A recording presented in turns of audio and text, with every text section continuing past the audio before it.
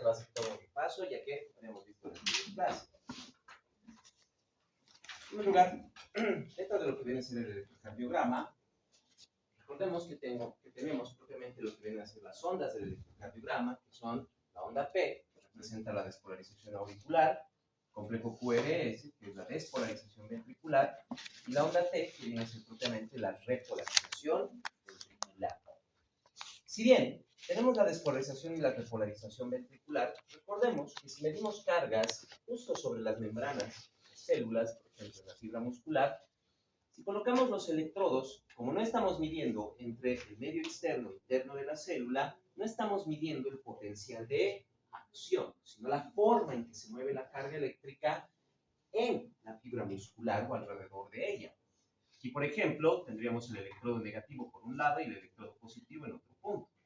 No se olviden que la carga eléctrica de la despolarización se va a mover en un sentido. Entonces tenemos que la carga se está moviendo hacia el electrodo positivo, lo que nos genera una onda positiva, ya que está en un lado positivo este electrodo. Cuando ya está despolarizada la membrana, no hay carga eléctrica, por lo tanto, ya no se marca ningún tipo de onda, hasta que se repolariza. Pero ahora, fíjense bien, ha cambiado la carga eléctrica, está yendo de positivo a negativo en la parte externa, por lo tanto, nos marca una onda negativa. Van a ser entonces las ondas de despolarización y las ondas de repolarización. Todo este tiempo entre la despolarización y la repolarización vendría a ser propiamente el periodo refractario, o sea, el periodo de la meseta del potencial de acción del miocardio, que más o menos está entre 0,25 a 0,35 segundos. Lo vemos aquí. Por ejemplo, con lo que viene a ser el ventrículo, vamos a tener la despolarización, que va a generarse a nivel del electro, lo que viene a ser el complejo QRS, y la repolarización, que nos genera la onda T. Bueno, esto siempre y cuando estemos midiendo las cargas eléctricas entre el líquido intra y extracelular en el músculo. Pero como solo estamos midiendo cómo se mueve la carga eléctrica alrededor del corazón, no tendremos propiamente lo que es la despolarización, meseta y repolarización, como se ve aquí, sino que tendríamos el movimiento de la carga eléctrica por la despolarización y el movimiento de la carga por la repolarización. Para la aurícula sí se forma lo que es la onda P y también va a tener una onda T, pero no se olviden que al momento en que se repolariza la aurícula, se despolariza el ventrículo. Por eso es que en el electrocardiograma no se puede ver la onda T auricular. Todo esto se va a registrar dentro de lo que viene a ser el papel de electrocardiografía. Papel milimetrado está dividido entonces en cuadrícula pequeña y cuadrícula grande. Cada cuadradito pequeño es de 1 milímetro, lo que quiere decir que 5 cuadraditos pequeños van a formar un cuadrado grande. Ahora bien, en el papel del electrocardiograma, en sentido vertical se mide voltaje y en sentido horizontal se mide tiempo, siendo que cada cuadradito pequeño en sentido vertical representa 0,1 milivoltios. Así que 5 cuadraditos pequeños van a ser 0,5 milivoltios y 2 cuadrados grandes vendrían a ser 1 milivoltio. Y siempre vamos a tener una línea de base. Todo lo que está hacia arriba va a ser positivo y todo lo que va a estar abajo va a ser negativo. En tiempo, por otro lado, cada cuadradito pequeño representa 0,04 segundos. Así que 5 cuadrados pequeños, quiere decir uno grande, van a ser 0,2 segundos. Además de medir lo que vienen a ser los voltajes y los tiempos, hay algunos intervalos o segmentos dentro de lo que es el electrocardiograma que también debemos tomar en cuenta. Primero, el intervalo PQ, también conocido como PR, no siempre se ve la onda Q. Es el periodo de tiempo desde que inicia la despolarización auricular hasta que inicia la despolarización ventricular. Luego tenemos lo que viene a ser el intervalo QT, desde que inicia el complejo QRS hasta que termina la onda T, el segmento ST, que es el pequeño segmento que tenemos desde el final del QRS hasta el inicio de la onda T, y los intervalos RR, que es el espacio o periodo de tiempo que hay entre una onda R y la siguiente onda E. Tomando en cuenta eso, vamos a encontrar dentro de lo que viene a ser el electrocardiograma algunos voltajes y tiempos que siempre debemos revisar. En primer lugar, entre voltajes, para el complejo QRS tenemos que marcar más o menos entre 1 a 1.5 milivoltios como lo normal. Esto se mide desde lo que viene a ser la parte más alta del QRS hasta la parte más baja. Tiene que haber más o menos entre 1 a 1.5 milivoltios. Estaríamos hablando de más o menos entre 10 a 15 cuadraditos. Luego, la onda P tiene un voltaje de aproximadamente entre 0.1 a 0.3 milivoltios. Consideramos entonces la onda P como normal, siempre y cuando tenga la altura, ya sea de un cuadradito hasta 3 cuadraditos. Para la onda T, necesita un voltaje de 0.2 a 0.3 milivoltios, siendo entonces lo normal entre 2 y 3 cuadraditos de altura. Los intervalos. El intervalo PQ o PR, que es desde que se despolariza la aurícula hasta que empieza a despolarizarse el ventrículo, desde el inicio de la onda P al inicio del complejo QRS. Ya conocemos este tiempo, es de 0.16 segundos, que habíamos visto cuando veíamos la excitación rítmica del corazón. Es básicamente el tiempo de la despolarización, la contracción auricular, hasta que pasa la carga eléctrica por el nodo auriculoventricular y el haz auriculoventricular. Por otro lado, el intervalo QT es de 0.25 a 0.35 segundos, propiamente el periodo refractario del miocardio. Y con el intervalo RR es con lo que nosotros podemos medir lo que viene a ser la frecuencia del electrocardiograma. Al contar el tiempo del intervalo RR, nosotros vamos a poder ver cuántos latidos va a generar el corazón en un minuto.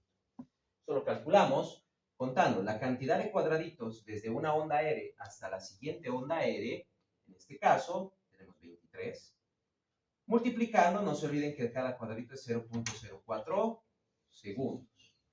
Entonces este resultado, luego 60 lo dividimos entre el resultado, y aquí hay 60 segundos en un minuto, eso nos va a dar la frecuencia. ¿De cuánto era? Si es que alguien se acuerda, pueden volver a sacar también. 65. Exacto. Estamos hablando de unos 65 latidos por minuto.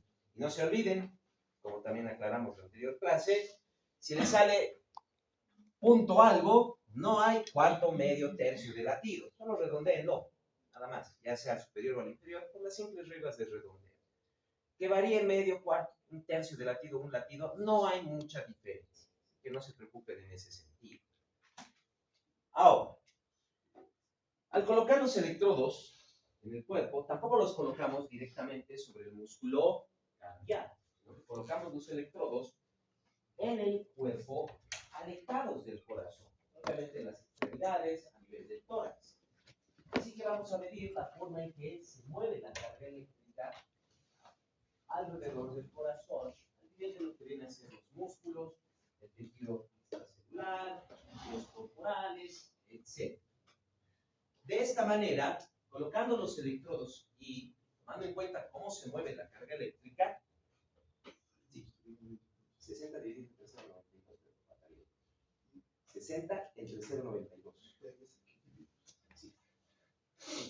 Ahora, dependiendo cómo colocamos los electrodos, yo puedo tener diferentes mediciones.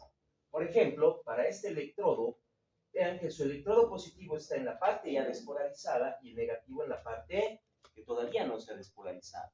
Como la carga eléctrica o el potencial de acción ha empezado en el centro y se está moviendo hacia los contornos, ese voltaje se está moviendo ¿dónde? Hacia el electrodo negativo. Por eso nos marca una onda negativa. Este otro lado, el electrodo negativo está en el centro y el positivo está en la periferia. Y la carga eléctrica se mueve hacia el electrodo positivo, dándonos una onda positiva. Y este del centro, ambos electrodos están en la periferia. Y la carga eléctrica se mueve tanto hacia el electrodo negativo como hacia el positivo. No nos marca una carga porque ambos lados están con la misma carga eléctrica. De esta esta manera, nosotros podemos ver entonces que a nivel del tórax se genera también esa forma de distribución de lo que viene a ser la electricidad.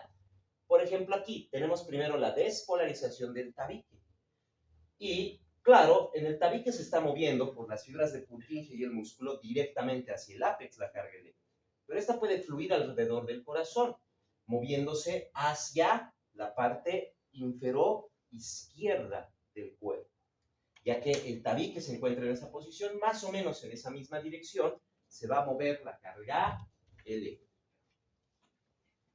Y tomando en cuenta, nuevamente, lo que viene a ser la despolarización del corazón. Siempre empezamos ¿dónde? En el nodo sinusal. Es lo que va a iniciar el potencial de acción.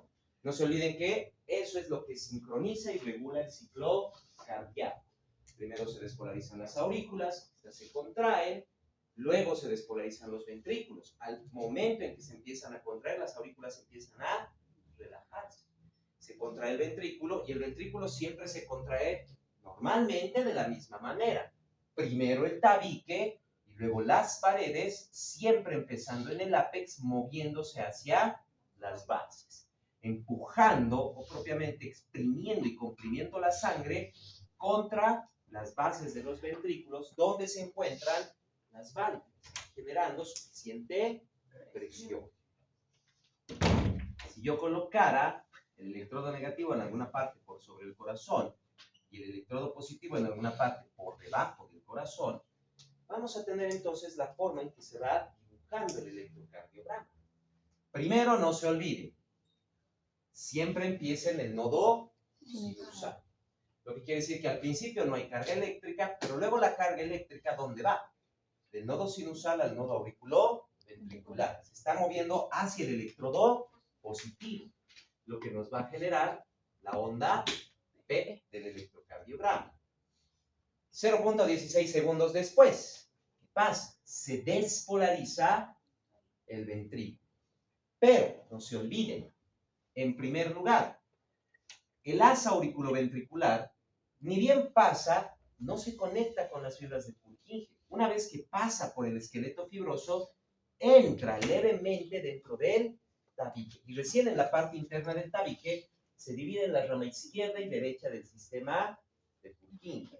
Así que lo primero que se despolariza siempre va a ser la base del tabique, que se mueve hacia el electrodo negativo. Eso nos dibuja la onda Q del electrocardiograma. Luego, ¿qué se despolariza? El tabique. A través de las fibras de Purkinje se va a despolarizar el tabique, generándonos una onda eléctrica que se mueve hacia el electrodo positivo, lo que nos va a generar entonces la onda R del electrocardiograma. Y por último, las paredes ventriculares. Y en la misma dirección de siempre, desde el ápex hacia las bases. ¿Y dónde se mueve la carga eléctrica entonces? Hacia el electrodo negativo, lo que nos marca la onda S del electrocardiograma. Luego nuevamente no tenemos nada de movimiento eléctrico, por más o menos 0.25 a 0.35 segundos, hasta que se repolariza por completo el ventrículo, generándonos entonces lo que viene a ser la onda T del electrocardiograma. De esta manera, estamos viendo entonces cómo cómo se registra los movimientos eléctricos, sino inclusive el QRS se genera propiamente por esa forma y sincronización que vimos, que genera propiamente el sistema de Purkinje dentro de lo que viene a ser el ventrículo. Siempre primero el tabique y luego las paredes. Ahora, si yo invirtiera estos polos, si yo tomara tranquilamente y cambio el electrodo negativo, lo pongo en la parte inferior y el positivo en la superior, me cambia el dibujo del electrocardiograma, ¿verdad? La onda P se vuelve negativa, el QRS también se invierte y la onda T, teniendo entonces el mismo dibujo, pero visto al revés, solo porque he invertido los electrones. Y dependiendo de ese movimiento, dependiendo de esa forma en que se invierten los electrodos, es donde yo voy a poder, efectivamente, variar la colocación de los electrodos para tener diferentes trazos en lo que viene a ser el electrocardiograma. Así que empezaremos con las diferentes derivaciones electrocardiográficas. En primer lugar tenemos lo que vienen a ser las derivaciones estándar bipolares. Son tres, D1, D2 y D3. Cada una, como indica el nombre, utiliza solo dos polos, son bipolares, un polo positivo y un polo negativo. Estos polos se van a distribuir propiamente dentro de lo que vienen a ser las extremidades. Las dos extremidades superiores y la extremidad inferior izquierda. Teniendo entonces, no se ve muy bien aquí, porque en primer lugar no tenemos una imagen tan clara, entonces aquí vamos a tener que viene a ser el brazo derecho, el brazo izquierdo, por último la pierna izquierda. Para la derivación bipolar D1, los electrodos van a estar en ambas extremidades, teniendo el electrodo negativo en el brazo derecho y el electrodo positivo en el brazo izquierdo. Entonces, aquí vamos a encontrar la derivación D1. Luego, para la derivación D2. Para la derivación D2, vamos a mantener el electrodo negativo a nivel del brazo derecho, pero cambiamos al electrodo positivo y lo vamos a colocar en la pierna izquierda. Va a ser entonces la derivación bipolar D2. Y por último, la derivación bipolar D3. Mantenemos el electrodo positivo en la pierna izquierda, pero ahora vamos a poner el electrodo negativo en el brazo izquierdo. Y claro, aquí vamos a tener ya alguna variación en lo que viene a ser propiamente la forma en que se mueve la carga eléctrica, dependiendo de dónde están estos electrodos. Yo voy a colocar aquí propiamente lo que viene a ser el ventrículo, con el tabique. No es completamente vertical, tampoco completamente horizontal. Ligeramente inclinado el corazón hacia la izquierda. Y directamente trazaremos lo que viene a ser el tabique, para que veamos cómo se está generando entonces estos voltajes. En primer lugar, ondas P y T, vamos a dejar un poquito de lado. Lo más importante va a ser siempre el complejo QRS, que es la despolarización ventricular. Ahora bien, para D1, ¿cómo lo vemos? Tenemos el electrodo negativo en el brazo derecho y el electrodo positivo en el brazo izquierdo. Entonces, ¿hacia dónde se mueve la carga eléctrica en D1? Esta línea horizontal va a ser el eje de D1, ya que está comparando solo entre las dos extremidades. ¿Se mueve la carga eléctrica hacia el electrodo negativo o hacia el positivo? Según la flecha que tenemos aquí. Entonces la puedo, para que sea más fácil. Se mueve hacia el electrodo positivo. Entonces D1 nos va a marcar un QRS positivo, principalmente la onda E.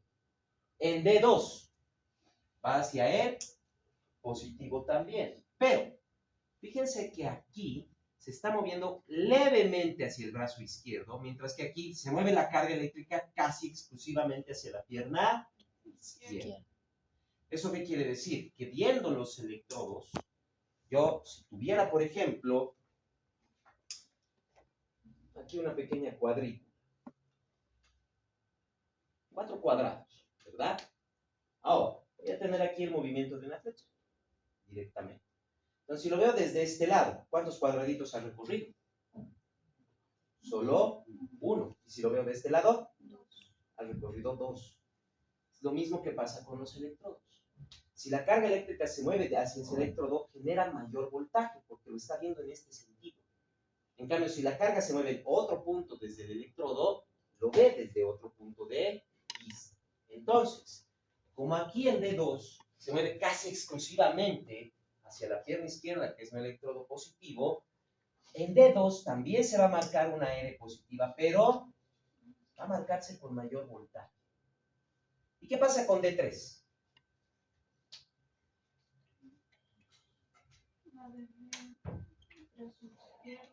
El brazo izquierdo es negativo, pierna izquierda es positiva. ¿Y hacia dónde se mueve la carga eléctrica? Se está moviendo, en primer lugar, hacia los dos electrodos, pero un poco más hacia el electrodo positivo. Este tipo de situaciones nos marca lo que viene a ser conocido como una línea isoeléctrica o bifásica. Tiene tanto un componente positivo como negativo iguales. En este caso, podría ser un poco más positivo que negativo, pero igual es una línea isoeléctrica o bifásica, ya que se está moviendo la carga hacia ambos electrodos. Se está moviendo en ese sentido. Ahora, si nos fijamos bien, eso sí les va a parecer un poco raro que hable de esto, pero aquí tenemos un triángulo, ¿verdad? Se conoce como el triángulo de Einthoven. En el colegio ustedes aprendieron algo, que cuando tienen los dos lados de un triángulo y su ángulo, pueden calcular la longitud del lado faltante, ¿verdad? Trigonometría, y se puede aplicar lo mismo aquí. Se conoce como la ley de Einthoven. ¿Qué quiere decir? Que si yo conozco los voltajes de dos derivaciones, puedo calcular el voltaje de la tercera derivación directamente. Esto solo se los dejo, pero como un dato para que conozcan. Porque antiguamente teníamos equipos que solo tenían los dos electrodos y teníamos que ir cambiando entre extremidades. Lo que quiere decir que, sí, por tiempo a veces solo podíamos medir dos derivaciones y calcular la tercera. Actualmente ya no se utiliza la ley de Einthoven. Se sigue teniendo el triángulo de Einthoven para lo que viene a ser el dibujo de lo que son las diferentes derivaciones, así como la forma en que se registran los voltajes. Pero la ley de Einthoven ya no la tenemos o ya no la utilizamos, no es tan necesaria por el simple hecho de que ahora todos los electrocardiógrafos vienen con todas las derivaciones. No hay que estar cambiando electrodos. Como han visto algunos ya en práctica y lo van a ver durante esta semana en práctica y en las siguientes también con los demás grupos, se tienen en total 4 electrodos para las extremidades y 6 para los precordiales. Así que al mismo tiempo se miden y se registran todas las derivaciones. No es necesario ya estar cambiando de extremidad en extremidad. Entonces es solo por conocimiento lo cual que viene a ser la ley de Einthoven. Pero el triángulo de Einthoven sí lo seguimos manteniendo, principalmente para ver cómo se registran los voltajes y más aún, para luego, lo que vamos a tener que hacer en la siguiente clase, es tomar estos ejes para encontrar también el eje del corazón. Ya la próxima clase vamos a realizar. Esto con respecto a lo que vienen a ser las derivaciones bipolares estándar. Tenemos después, como pueden ver aquí, justo las derivaciones como les estaba diciendo, ¿verdad? D1, D2, D3. D1 marca un poco menos de voltaje que D2 de forma normal, siempre va a ser así. Y D3, que puede ser un poco positivo, pero también podría ser una línea isoeléctrica o bifásica. Luego tenemos las derivaciones precordiales o derivaciones torácicas. Son 6 en total, denominadas como B1, B2, B3, B4, B5 y B6. Ahora, estas derivaciones son, en primer lugar, todos estos son puntos donde va a ir el electrodo positivo. El electrodo negativo o neutro va a colocarse en cualquier parte del cuerpo. Basta con que tenga contacto con la piel, es suficiente.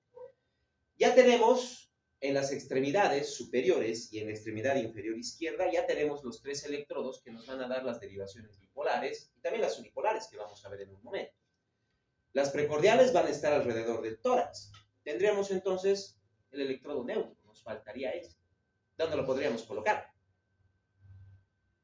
¿Dónde podríamos colocar ese electrodo que necesitamos justo para estas derivaciones, por ejemplo? Aún nos queda una extremidad libre, ¿verdad? La extremidad inferior derecha. Ahí es donde va a ir el electrodo neutro. Pero puede colocarse, como les dije, en cualquier parte del cuerpo. Puede colocarse en la pierna, puede colocarse en el tórax, siempre que esté en contacto con alguna parte del cuerpo, el electrodo neutro. En las derivaciones precordiales, los electrodos positivos van a estar en el tórax, alrededor del corazón. Siendo en primer lugar, B1 va directamente en el tercer o cuarto espacio intercostal izquierdo en la línea paraesternal.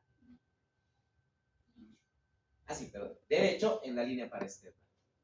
B2, tercer o cuarto espacio intercostal izquierdo, línea paraesternal.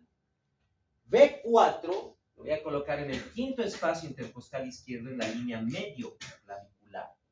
Como ya tengo posicionados B2 y B4, voy a trazar una línea entre B2 y B4 y justo en el punto central de entre esa línea, ahí voy a colocar B3.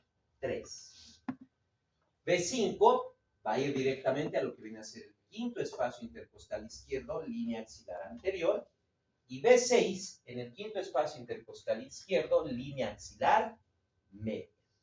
Entonces vamos a tener, como vemos aquí, los electrodos en el tórax alrededor del corazón. Claro que aquí el corazón está mal posicionado. ¿Sí o no? ¿Está bien o está mal posicionado el corazón? ¿Pues el corazón está justo en el centro del tórax? No, está un poquito más a este lado. Entonces yo aquí voy a colocar directamente lo que viene a ser la ubicación más correcta del corazón.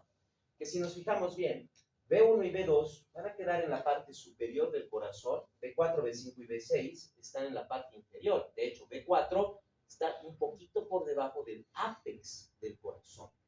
Y B3, como queda entre B2 y B4, cae justo sobre el tabique cardíaco. Y claro, aquí voy a tener entonces la forma en que se despolariza el corazón. ¿Qué me va a dar? Tanto para B1 como para B2, no se olviden que el electrodo positivo está en la parte superior del corazón. Entonces me va a marcar ondas negativas. B4, B5 y B6 están en la parte inferior y la carga eléctrica se mueve hacia esos electrodos, marcándome QRS positivos. ¿Qué pasa con B3? La carga eléctrica, no se olvide, bien colocado B3 siempre cae sobre los ventrículos. Así que la carga eléctrica pirón se mueve hacia el electrodo y luego se aleja del electrodo. Misma condición que teníamos con D3, lo que siempre nos marca entonces una línea isoeléctrica o bifásica. Entonces, al ver un electrocardiograma, siempre tenemos que ver que B1, B2 sean negativas, B4, B5 y B6 van a ser siempre positivas, y B3 tiene generalmente que ser isoeléctrica o bifásica. Otra diferencia que voy a encontrar, entre más cerca esté del electrodo del corazón, más voltaje llega a medir. Por eso B1, que está un poco más alejado del corazón comparado con B2, mide menos voltaje que B2. Y entre B4, B5 y B6, el que está más cerca del corazón es B4, porque nos genera una marca de voltaje bastante amplia. B5 un poco menos y B6 un poco menos, porque se están alejando del corazón. Esta es la forma en que se van a registrar entonces a nivel de lo que vienen a ser las derivaciones precordiales, las diferentes QRS. Y tenemos también lo que viene a ser propiamente las derivaciones unipolares ampliadas. Estas derivaciones unipolares ampliadas van a utilizar en primer lugar dos electrodos negativos, así como un electrodo positivo, teniendo igual un electrodo neutro en alguna parte del cuerpo, haciendo directamente contacto con el corazón a través de esa parte del cuerpo. Nuevamente, va a ser la pierna derecha. Y a partir de ese punto, va a depender dónde están los electrodos positivos. Tenemos entonces, primero, ABR. ABR, R de right, va a tener el electrodo positivo en el brazo derecho. Los otros van a ser negativos. Luego, por otro lado, tenemos ABL, L de left. Entonces, el electrodo positivo va a estar en el brazo izquierdo. Los otros dos extremidades van a ser negativas. Y por último tenemos AB, F. F de foot, donde el electrodo positivo se va a encontrar en la pierna izquierda. Las dos extremidades superiores van a ser negativas. No se olviden, ABR, electrodo positivo en el brazo derecho, brazo izquierdo y pierna izquierda van a ser negativos. ABL, electrodo positivo en el brazo izquierdo, brazo derecho y pierna izquierda van a ser negativos. Y para ABF, el electrodo positivo está en la pierna izquierda y ambas extremidades superiores, derecha e izquierda, van a ser electrodos negativos. Igual, como les dije, vamos a tener aquí al corazón y vamos a tener su onda de despolarización. ¿Cómo se va a marcar entonces en cada derivación? Para ABR, ¿hacia dónde se está moviendo la carga eléctrica? Se está alejando del positivo y moviéndose hacia los negativos. Entonces, en ABR nos va a marcar un QRS positivo. Para ABF, pero tenemos en orden, ABL, ¿hacia dónde se mueve la carga eléctrica? Se mueve también hacia el electrodo positivo. Misma posición que teníamos con D1.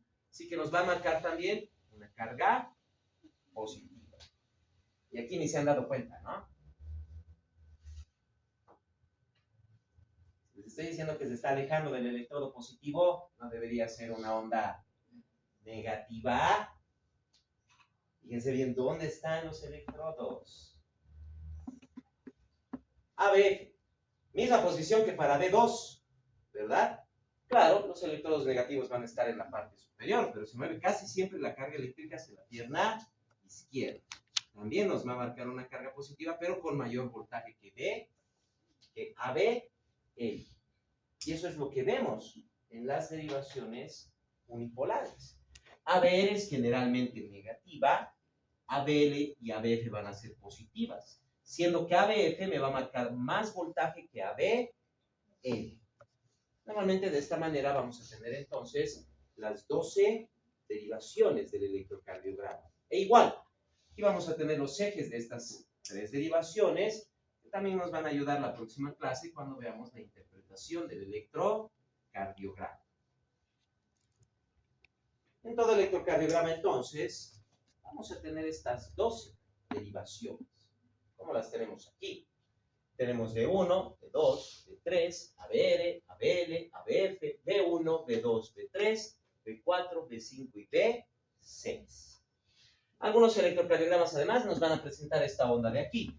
Es solo una de las 12 derivaciones. Generalmente es D2, pero puede ser D1, D3, ABR, ABL, ABF, cualquiera, que la vamos a ver en un sentido más largo. Esto nos ayuda a poder calcular algunas variaciones que puedan generarse con algunas arriba, con una línea más larga, porque no se olviden que las demás están bien fragmentadas.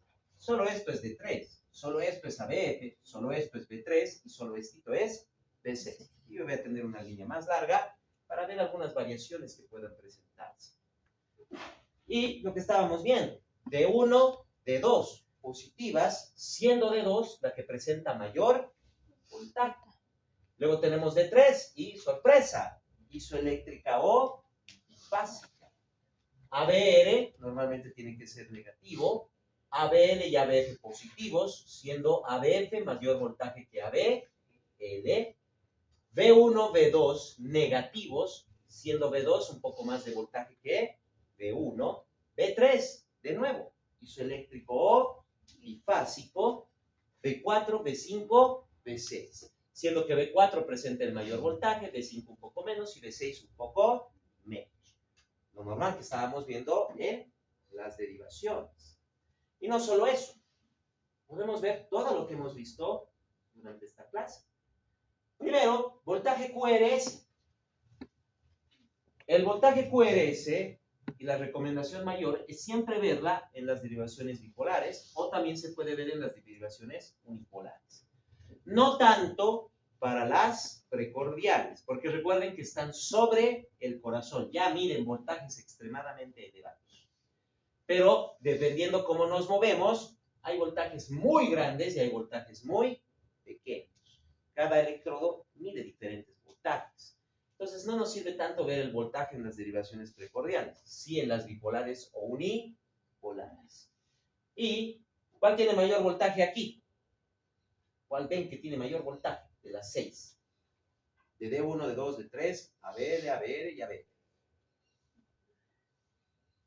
Mayor voltaje positivo sería la D4. Ya, veamos entonces el voltaje de D2. Bien. Del voltaje de D2, ¿cuánto podrá ser? Si se tienen las diapositivas en sus celulares, pueden revisar. De los demás, pues bueno, calculando, estamos hablando más o menos de unos 10, 11 cuadraditos. Quiere decir, está entre 1 a 1.1 milivoltios. ¿Cuánto debe ser el voltaje normal de QRS? Entre 1 y 1.5. Está dentro de lo normal. Voltaje de la onda P. Voltajes de las ondas P.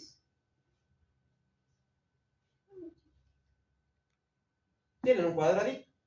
0.1 milivoltios. Dentro de lo normal. Voltaje de la onda T. Vamos a revisar todas las ondas T. Estamos hablando de unos 3 cuadraditos. 0.3 milivoltios. Dentro de lo normal. Intervalos. Primero, intervalo P, Q. Intervalo PQ. Desde el inicio de la onda P hasta el inicio del QRS. Realmente no ha sido fácil encontrar un electro que tenga tan bien dibujadito para que puedan revisarlo cuando tengan las diapositivas. Pero son exactamente 4 cuadraditos. Desde que inicia la onda P hasta que inicia el QRS tenemos 4 cuadraditos. Cada cuadradito son 0.04 segundos. 0.16 segundos. Estamos dentro del parámetro que habíamos visto para el intervalo de Q. ¿Cuánto será nuestro intervalo QT? Quiere decir, desde el inicio del QRS hasta que termina la onda T. 0.25. Tiene que estar entre 0.25 y 0.35 segundos. Lo transformamos en cuadraditos, entre 6 y 9 cuadraditos. Y igual, ya lo van a poder revisar después, hay 9 cuadraditos. Vean, aquí está empezando justo en una línea de cuadrado grande y aquí está terminando un poquito antes. Como son 2 cuadrados grandes serían 10, un poco antes serían 9. 0.36 segundos de periodo refractario, dentro de lo normal. Frecuencia. Exacto. Desde que inicia la onda aérea hasta la siguiente onda aérea, siempre les voy a recomendar que cuando quieran sacar la frecuencia, siempre se busquen un QRS que esté en una línea de cuadrado grande. Eso les ayuda a contar. 1, 2, 3, 4 cuadrados. 4 por 5, 20. Más 2 cuadrados, 22. ¿Cuánto sería la frecuencia? 22 por 0.04 y luego dividen 60 entre el resultado.